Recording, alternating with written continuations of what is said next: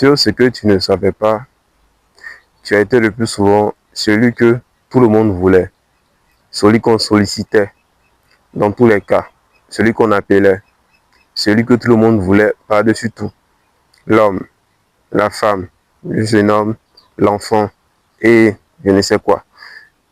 Tu es celui qui est le plus attentif.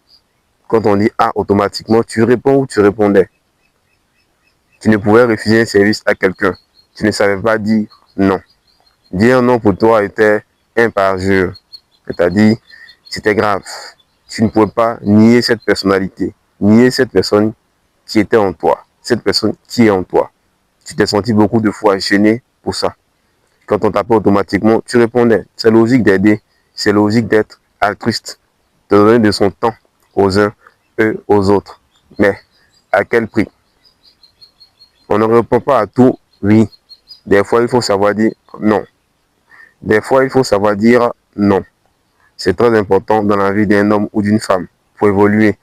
Notre évolution dépend de notre enfance, de notre éducation, de la façon dont on nous a éduqués, on nous a élevés. Parce que c'est ce dont a fait tes parents, ce dont tes parents ont fait de toi, ou encore la société. C'est ce qui fait de toi l'homme ou la femme que tu seras demain. Mais en même temps, il y a certaines habitudes qui ne sont pas bonnes. Et quand on les intègre dans notre quotidien, dans notre façon de penser, d'agir, les choses peuvent s'avérer être graves, vraiment graves pour nous. Parce que notre vie devient autre chose. Nous sommes toujours celui qui a toujours le temps. Mais en même temps qu'on a le temps pour les autres, personne n'a le temps pour nous. On reste toujours là, disponible pour tout le monde, grand comme petit. Et à ce rythme, nous ne sommes plus respectés. Nous n'avons plus de valeur aux yeux des uns et des autres. Nous avons une réputation qui nous suit. Bien sûr qu'il faut aider la communauté, il faut aider les aînés, il faut aider les uns et les autres.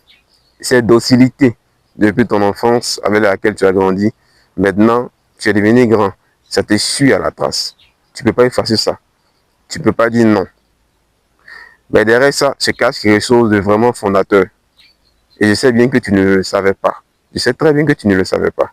Cette chose n'est autre chose que l'énergie, les énergies. Tu vois, des fois, tu te retrouves à être fatigué parce que tu as mené ou bien tu as effectué des tâches. Disons, tu as travaillé et la soirée est arrivée, tu es fatigué.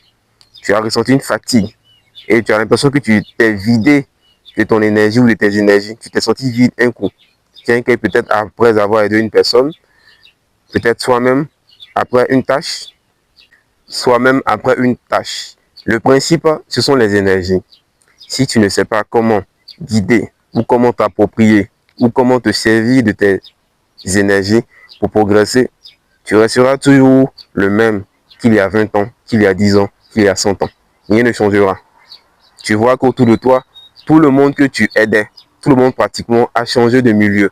Tout ce que tu aidais hier ou bien que tu aides au quotidien sont les gens le plus souvent qui sont mieux placés. Tout le monde autour de toi évolue.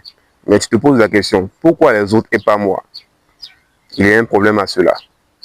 Ce n'est pas parce qu'il y a une malédiction derrière toi ou que toutes les portes sont fermées.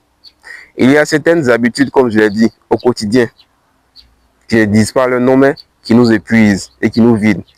Le vrai secret réside dans le fait que tu utilises ton énergie à bon escient. On peut dire oui pour aider les uns et les autres, c'est bon. Mais on ne dit pas oui à tout. Il ne faut pas toujours être disponible pour prêter assistance ou pour aider. Je ne dis pas de ne pas aider, mais il faut savoir à quel moment aider, à quel moment faire la part des choses. Celui qui aide les gens qui sont dans le besoin, c'est une aide nécessaire. Mais celui qui, malgré tout, veut se forcer à plaire et à aider. Dans ce sentiment, tu ne fais que plaire aux autres. Parce qu'on dira que tu ne cherches qu'à plaire et rien d'autre. Quand on t'appelle automatiquement, tu réponds. Tu ne sais pas dire non.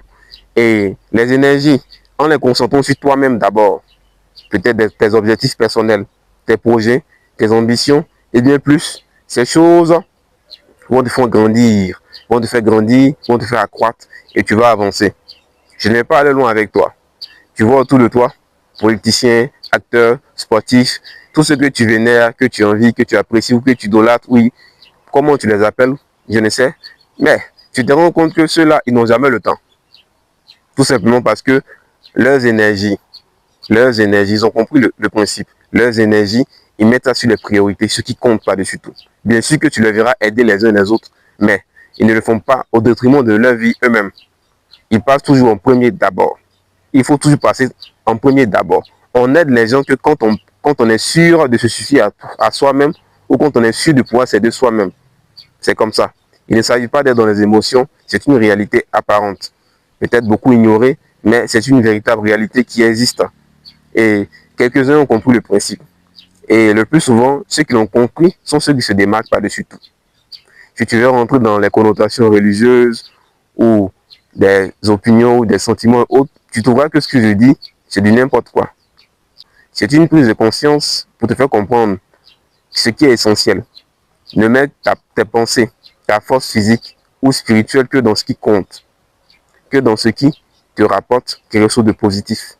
Sinon, tu passeras ton temps à tourner en rond, en long et en large, et tes énergies seront dispersées. Et quand une énergie est dispersée, elle est diffuse, elle ne sert plus à rien. Et l'être humain en question s'épuise. Tu te retrouveras toujours fatigué et jamais tu n'accompliras quelque chose de grand. Alors, réveille-toi maintenant et que tes esprits te reviennent en toi. Réponds le contrôle de tout. Que les énergies que tu as perdues, retrouve-les. Retrouve-les. Mets la force en tes priorités. C'est ce qui te fera vraiment avancer. Il y a une manière très fondatrice d'utiliser les énergies qui sont en toi. Les énergies que tu as. Surtout, comment l'utiliser et comment t'ouvrir les portes parce que tu sais comment maîtriser ce cycle, comment comprendre son fonctionnement en toi, comment l'utiliser, surtout à bon escient. Car c'est ce qui te fera vraiment atteindre un autre palier, traverser certaines choses avec facilité, aisance et t'élever.